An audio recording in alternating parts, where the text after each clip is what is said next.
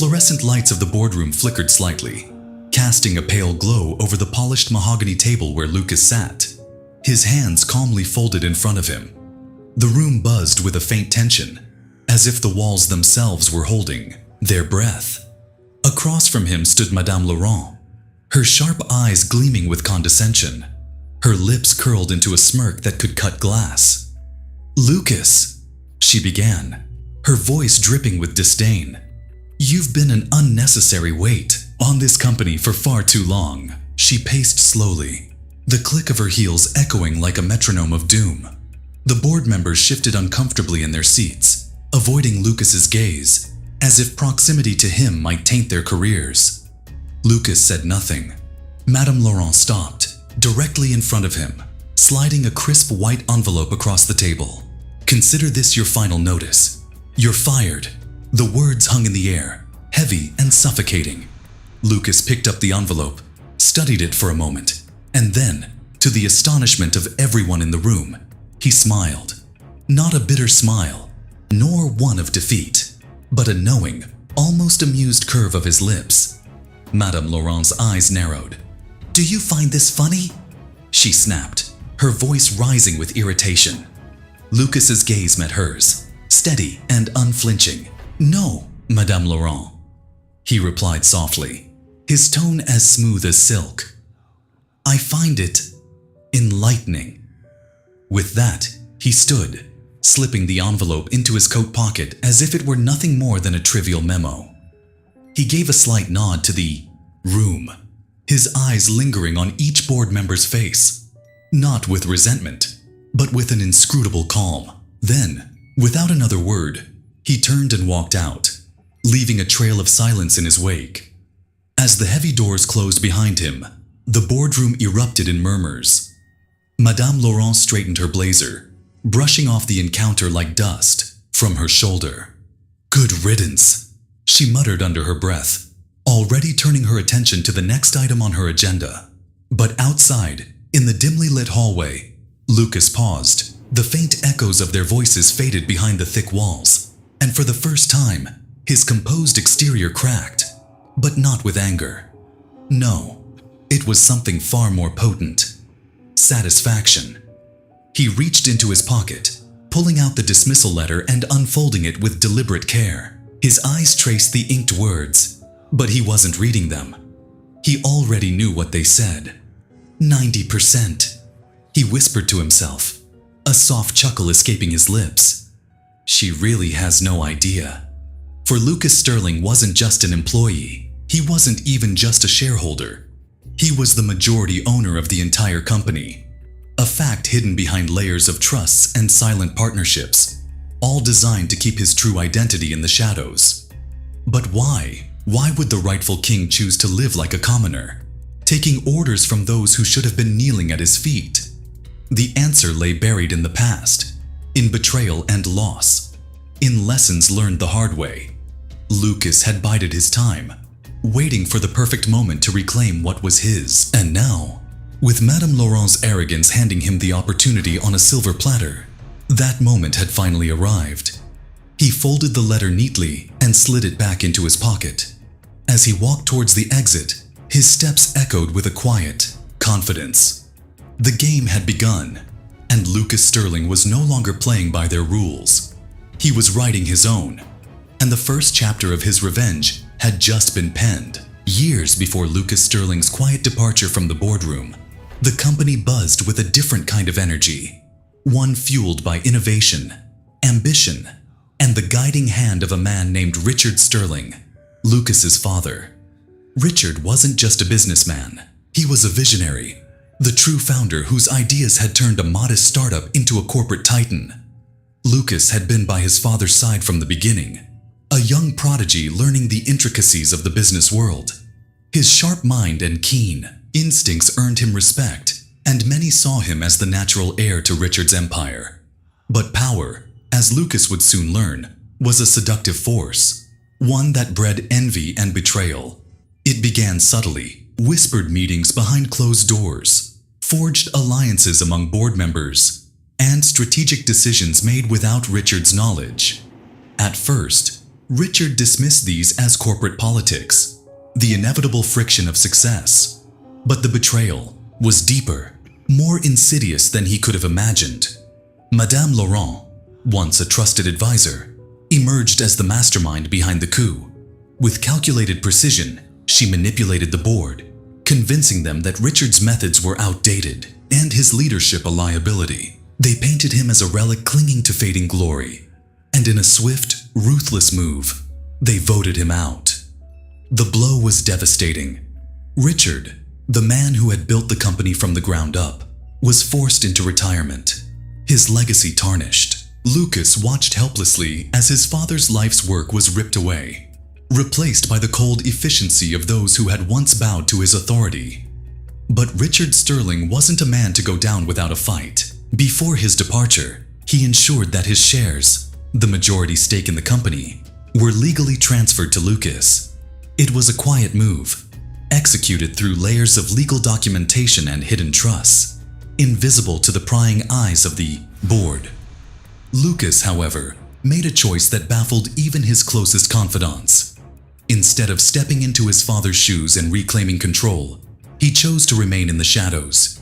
He allowed Madame Laurent and her cohorts to believe they had won, while he took on the role of a mere employee, observing their every move. Why would he do this? The answer lay in the lessons imparted by his father's downfall. Lucas understood that true power wasn't just about holding the reins. It was about knowing when to pull them. He needed to see the full extent of their corruption, to understand the weaknesses in their armor, and most importantly, he needed them to underestimate him.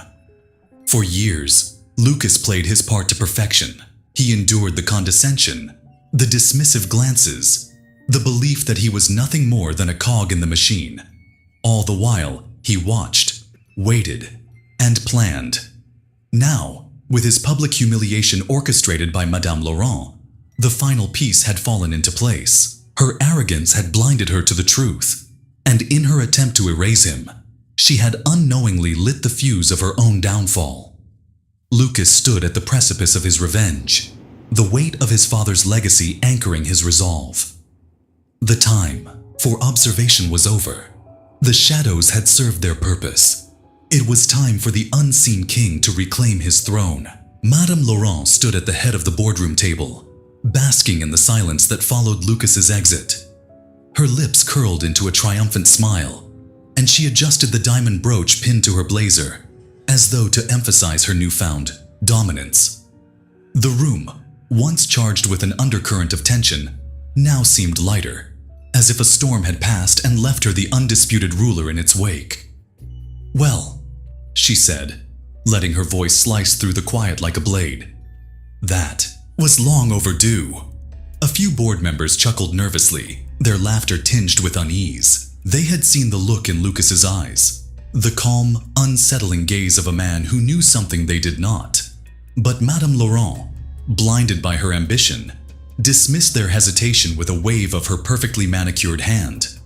Lucas Sterling was dead weight, she continued, pacing confidently along the length of the table. A relic of a bygone era. Now, we can finally move forward without his incompetence dragging us down. The words echoed in the polished room, but their impact was felt far beyond the confines of the boardroom. Madame Laurent wasn't just satisfied with Lucas's dismissal. She was planning a complete overhaul of the company. Her eyes gleamed with the anticipation of power, unchecked, unchallenged, absolute.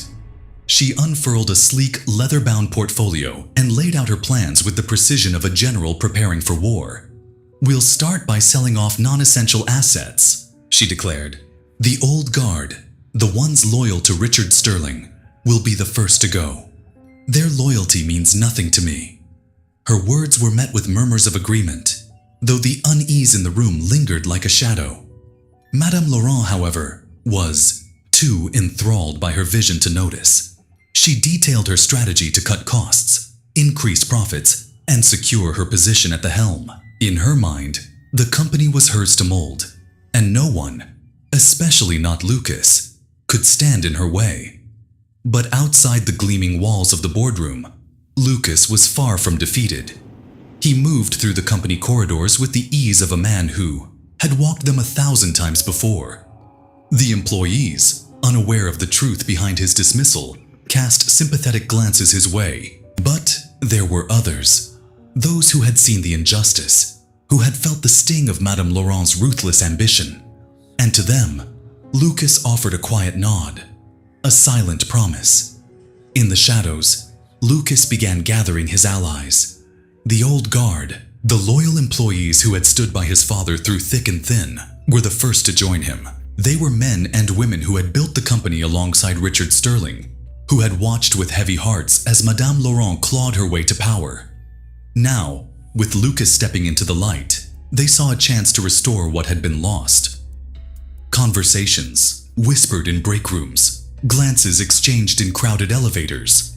An undercurrent of rebellion stirred within the company walls. Lucas listened, observed, and began to weave his plan. He knew Madame Laurent's arrogance would be her downfall. All he had to do was wait for the perfect moment to strike. And that moment was drawing closer with every reckless decision she made. As Madame Laurent toasted her perceived victory in the boardroom, Lucas stood on the precipice of a revolution. The company she believed she controlled was slipping through her fingers, and by the time she realized the truth, it would be too late. For Lucas Sterling was not just a man wronged. He was a king in exile, ready to reclaim his throne. And his revenge would be as swift and merciless as the betrayal that had cast him into the shadows. The battlefield had shifted. No longer was it confined to the grand boardroom or whispered conversations in dim hallways. This war would be waged in the shadows of financial ledgers, in the cryptic language of contracts and investments. A duel without swords, but with stakes far higher than life and death. Lucas Sterling sat in the dim light of his private study, the flickering glow of his desk lamp illuminating stacks of financial reports and confidential memos. His fingers tapped, a slow, deliberate rhythm against the oak desk, each beat echoing the calculated steps of his plan. He no longer wore the mask of the meek employee. Now, in the solitude of his domain, he was every bit the unseen king ready to reclaim his throne. His first move was subtle. Lucas reached out to the company's major investors, those whose money pulsed through the veins of the corporation. These were men and women who had never given a second glance to the quiet figure in the corner office, unaware that he held more power in his hands than any CEO or board member. The meetings were arranged discreetly. Private dinners in exclusive clubs, conversations behind closed doors with nothing more than a nod and a knowing smile. To the investors, Lucas was a mystery. A silent partner whose wealth was as vast as his influence was hidden. But as he spoke, weaving his narrative with the charm of a seasoned strategist, they began to see him not just as a benefactor, but as the rightful steward of the company's future. He didn't need to convince them. With grand speeches or promises, the numbers spoke for themselves. With a flick of his pen and a few well-placed calls, Lucas began to pull the financial strings that held the company together. Deals that Madame Laurent had brokered with smug confidence began to unravel. Transactions were reversed, funding mysteriously delayed, and contracts quietly dissolved. It was as if the very foundation of the company was crumbling beneath her feet. Yet she remained blissfully unaware of the puppeteer behind the curtain. Meanwhile, Madame Laurent reveled in her perceived control. She strutted through the company halls, her heels clicking like the triumphant drumbeat of victory. She boasted to the board about her visionary leadership, blind to the fact that the empire she claimed to rule was beginning to fracture at its core. But the cracks were growing.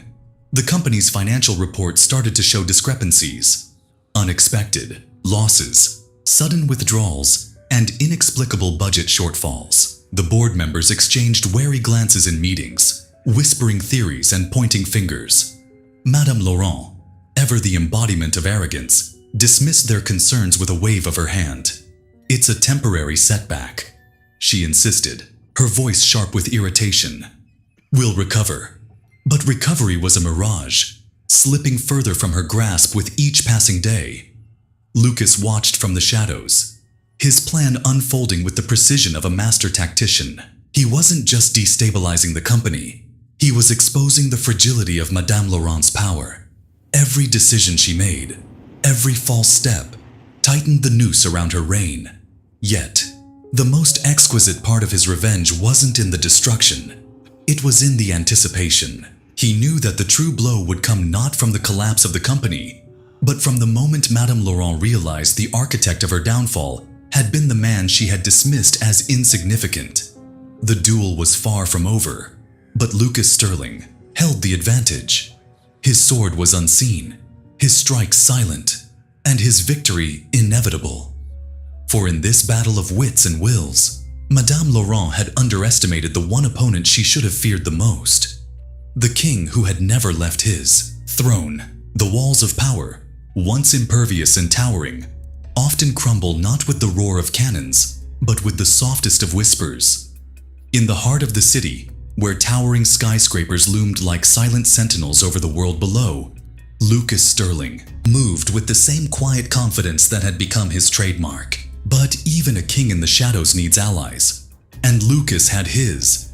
A man as seasoned as he was shrewd, a relic from the company's golden era, who had watched its descent into corruption with growing disgust.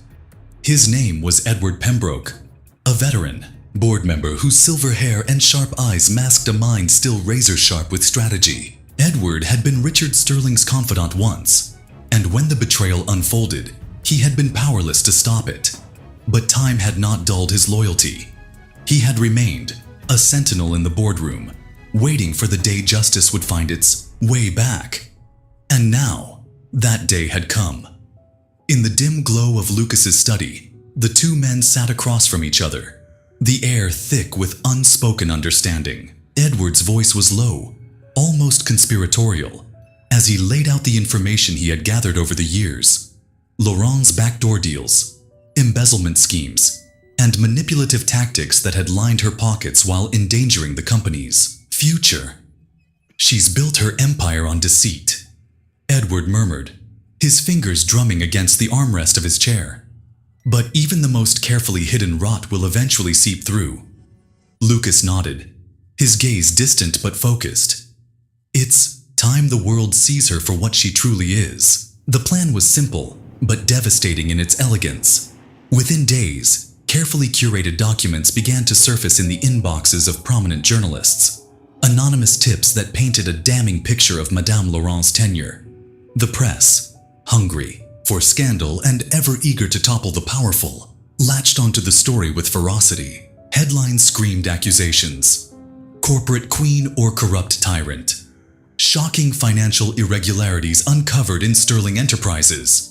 The once unassailable image of Madame Laurent began to fracture under the harsh glare of public scrutiny. Reporters crowded the steps of the company headquarters, microphones poised like weapons, hurling questions she couldn't answer. "Madame Laurent, is it true you funneled company funds into personal accounts overseas? Are the rumors about illegal asset sales true?" Her carefully constructed facade began to crack.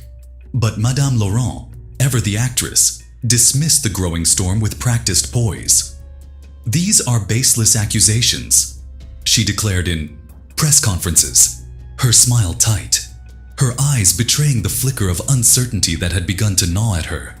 "We will get to the bottom of this." But the truth was already rising, unstoppable as a tide. Behind closed doors, panic rippled through the boardroom. Investors grew restless. Employees whispered in hushed tones, and the once loyal allies of Madame Laurent began to distance themselves, fearing the fallout of her imminent disgrace. Then came the final stroke, the mysterious summons that arrived at every board member's doorstep. A special shareholders meeting. No details were provided, only the date and time. But the implication was clear. This was no routine gathering. It was a reckoning.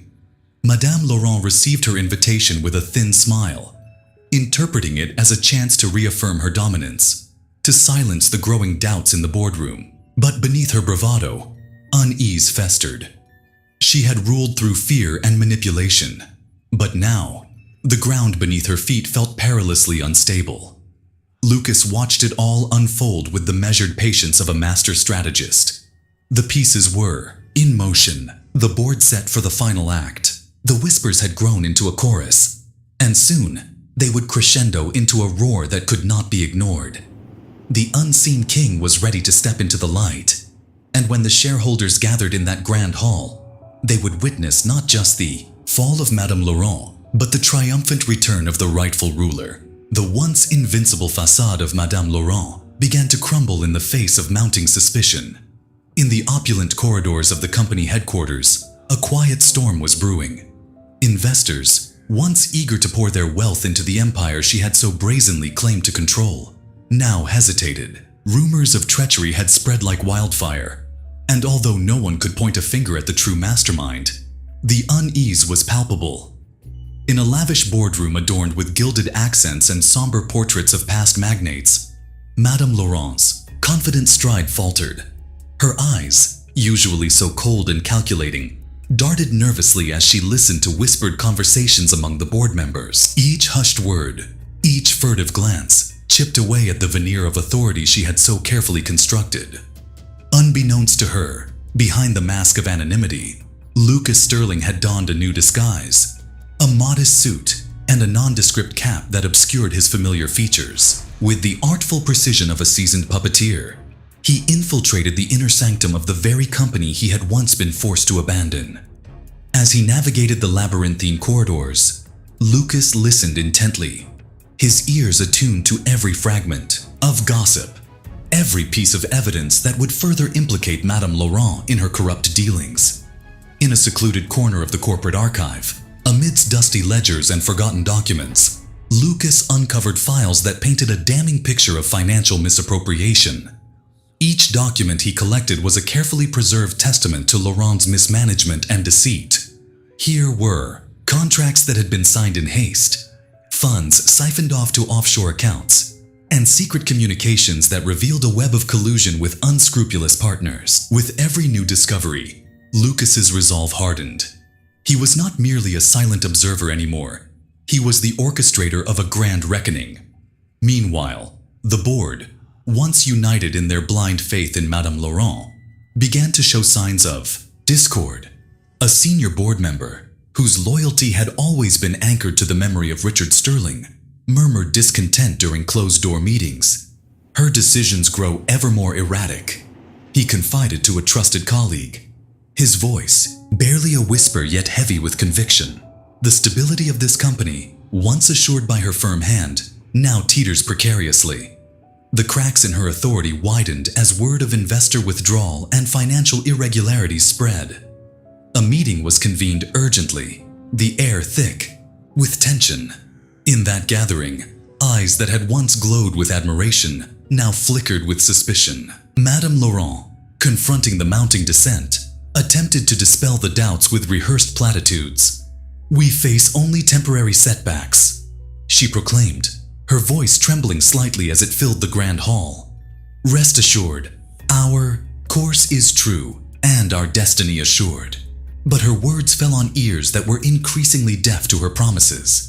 Outside the meeting room, whispers of her misdeeds swirled among the employees and mid-level managers alike. They recalled the earlier days, when her rise had been steeped in ruthless ambition, when she had cast aside loyal allies without a second thought.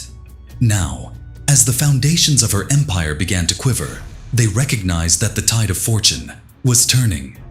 In the midst of this turmoil, Lucas, cloaked in his disguise, moved like a phantom through the corridors of power. He met discreetly with trusted confidants and silently transmitted the incriminating evidence he had gathered. His actions were measured and deliberate. Every step, every whispered word was part of a calculated strategy to dismantle the false regime that Madame Laurent had built. As the day drew to a close, the atmosphere in the headquarters was charged with an electric anticipation. Investors were retreating. Board members were aligning themselves with the emerging truth, and Madame Laurent's once unassailable throne was now under siege. The puppeteer, unseen and underestimated, had pulled the strings with such finesse that the entire enterprise was beginning to dance to his silent, inexorable command.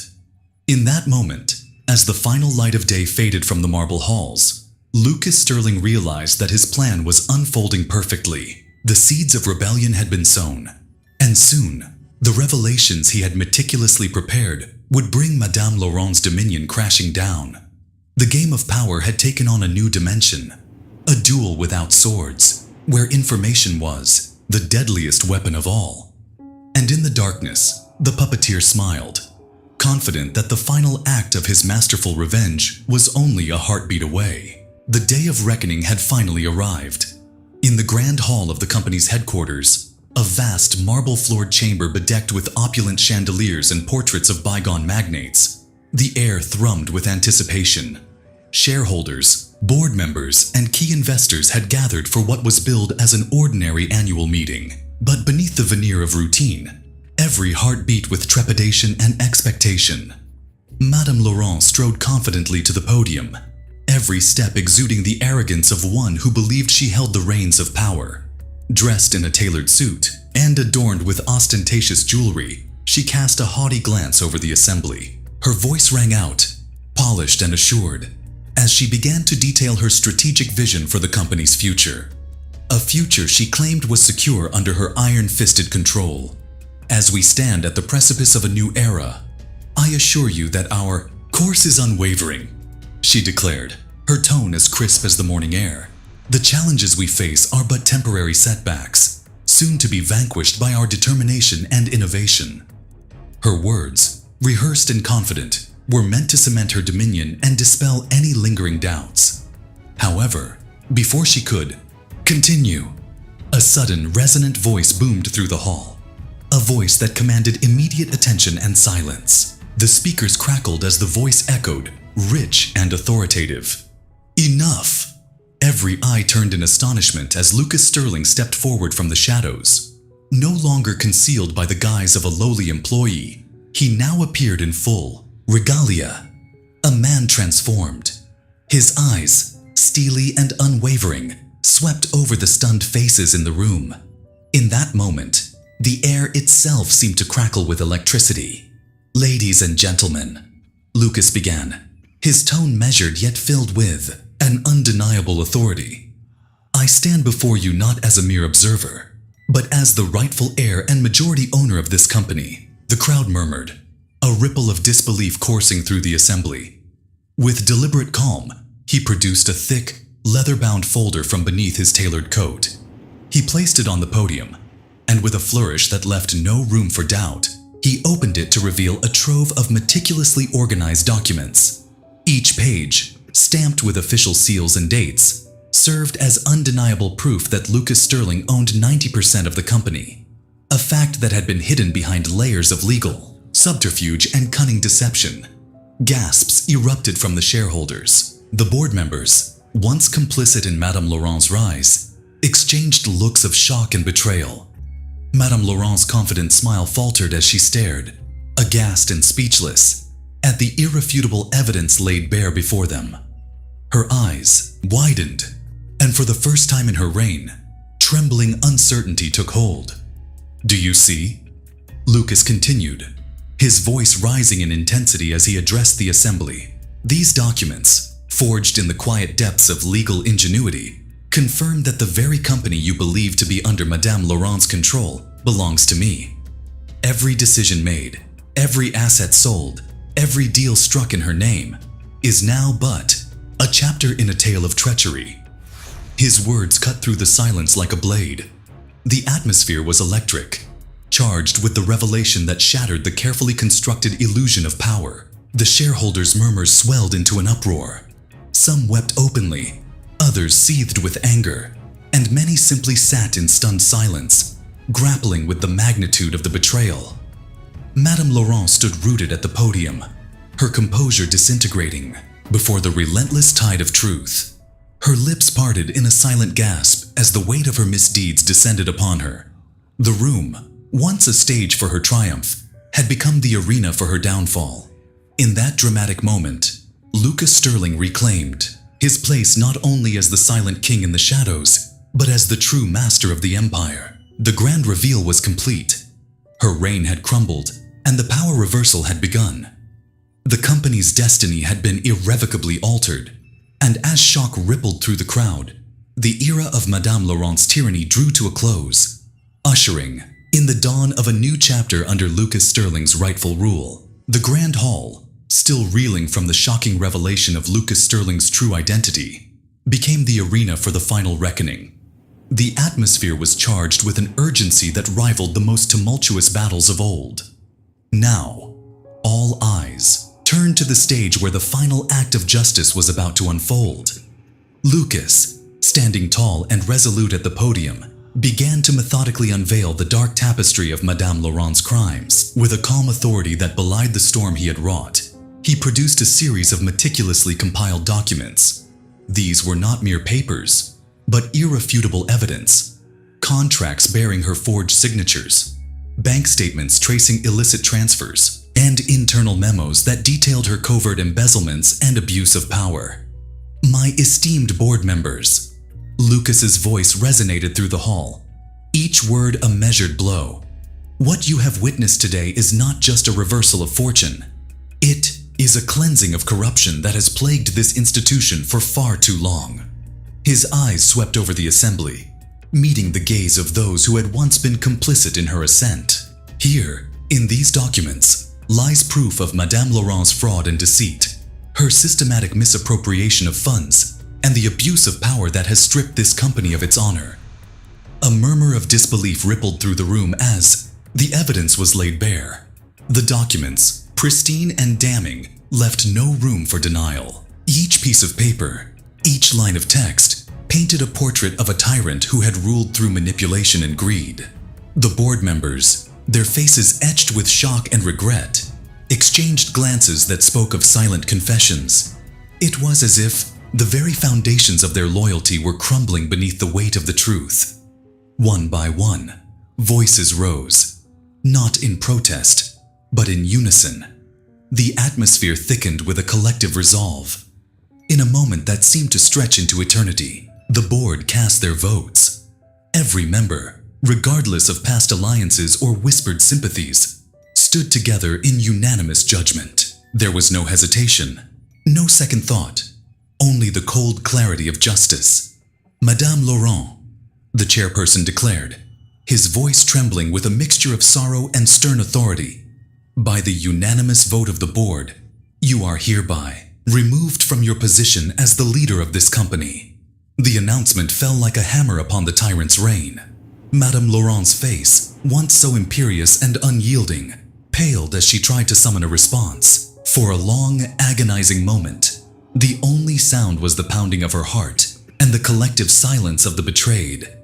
Then, as if the final act of her downfall had been scripted by fate itself, security personnel stepped forward. With a precision that left no room for argument, they moved to escort her from the chamber.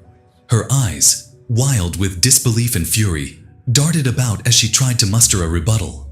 "No, this cannot be!"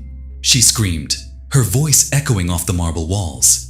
A desperate, shrill cry that reverberated with the sound of absolute powerlessness. She struggled against the firm grip of the guards, her protests growing more frantic with every passing second.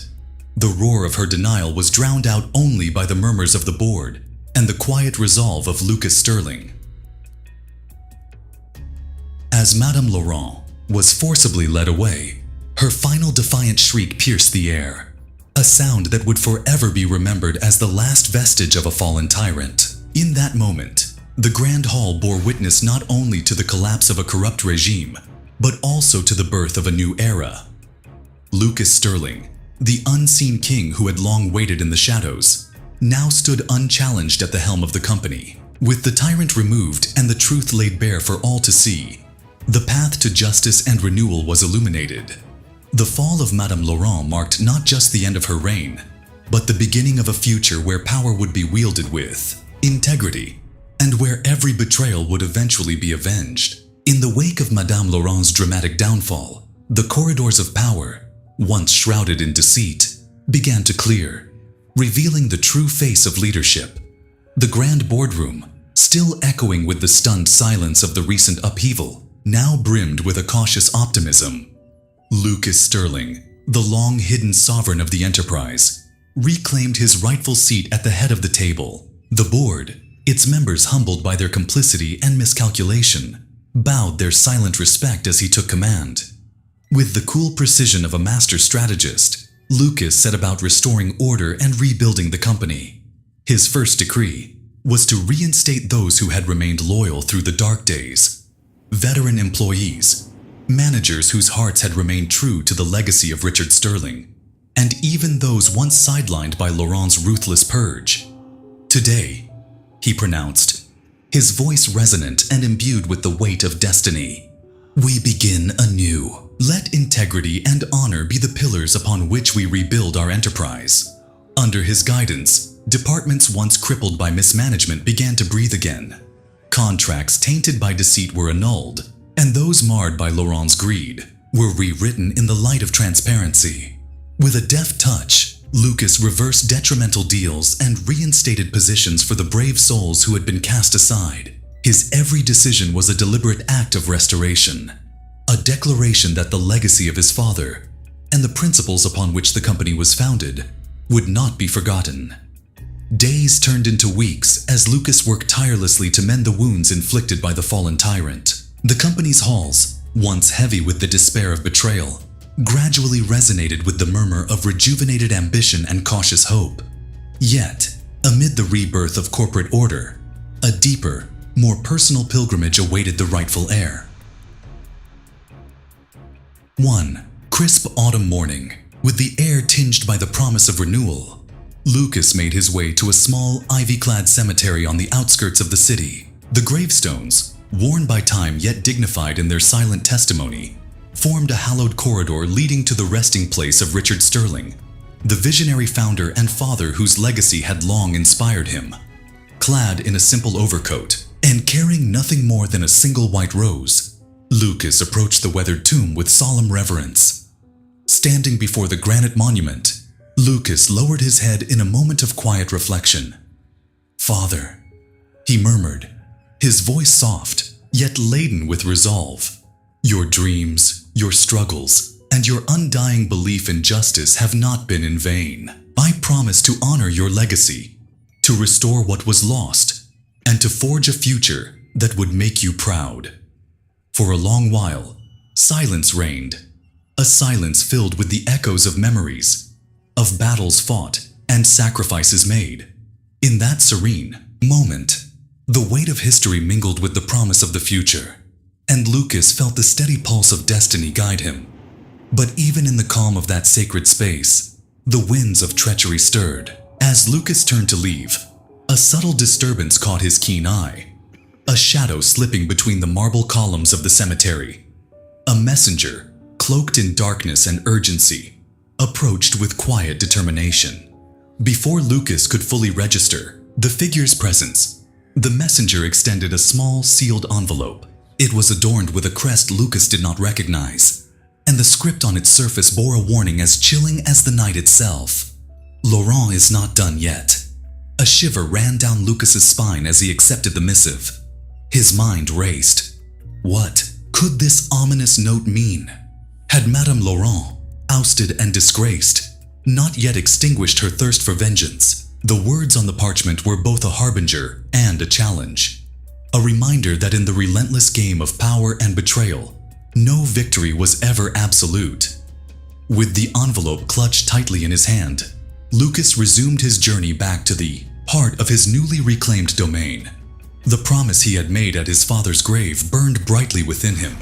The company was healing, but the war for its soul was not yet over. Madame Laurent's final act of defiance, whispered through this mysterious message, would soon demand a response.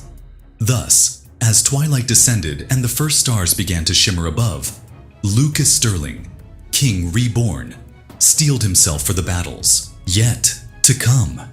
His reign had begun, but the shadows of past betrayal still lingered, ready to test his resolve. And so, with a mixture of cautious hope and steely determination, he prepared for the inevitable storm, knowing that every challenge was but another chapter in his quest for justice. The company, now under Lucas Sterling's firm and just beginnings of renewal, trembled with the promise of a bright future. Yet in the darkened recesses of power, where treachery and ambition were as perennial as the tides, a new storm was gathering. A storm not of reform, but of retribution. Madame Laurent, stripped of her throne and reduced to a figure of desperate fury, lurked in the shadows of the corporate ruins. Once a queen of the boardroom, she now roamed the deserted corridors of her former empire with a burning intensity. Her eyes, once cold and imperious, now smoldered with the heat of vengeance. The taste of humiliation was bitter on her tongue, and every memory of her public downfall fueled a seething resolve to exact revenge upon the man who had usurped her power. In a lavish, dimly lit study hidden away from prying eyes, Madame Laurent sat at a heavy oak desk, her trembling fingers tracing the scars of defeat on its surface. Before her lay scattered documents and encrypted files, remnants of the empire she once controlled. But it was not the evidence of her own crimes that preoccupied her mind. It was the indomitable presence of Lucas Sterling, the man who had taken everything from her. His calm demeanor, his strategic brilliance, and his rightful claim to the company had become an ever-present thorn in her pride. As the moon cast a silvery glow through the tall, arched windows, she penned a series of calculated notes. Each word dripped with the promise of retribution, a vow that her fall was but the prelude to her resurgence. Madame Laurent's thoughts raced. How could she, so used to command and authority, now be forced to scurry in the shadows like a hunted animal? And yet, within her heart, the ember of defiance burned fiercely, threatening to ignite into a conflagration of revenge. The night deepened, and her solitude was interrupted by a knock at the door, a sound both unexpected and foreboding. She rose, her eyes narrowing as she approached the entrance. Behind the heavy door stood a figure, cloaked in darkness, whose features were obscured by the low light. The visitor's presence was both unnerving and magnetic, and Madame Laurent felt a mixture of caution and anticipation. Without a word, the cloaked figure stepped into the room. The stranger's movements were deliberate, almost predatory, and, in the silence of that secret chamber, every detail was magnified. The stranger paused a mere breath away from her, and in a hushed tone, barely above a whisper, spoke the words that chilled her very soul. "We have unfinished business." The words hung in the air like a dark promise. Madame Laurent's heart pounded, and her eyes flashed with a mix of anger and grim resolve.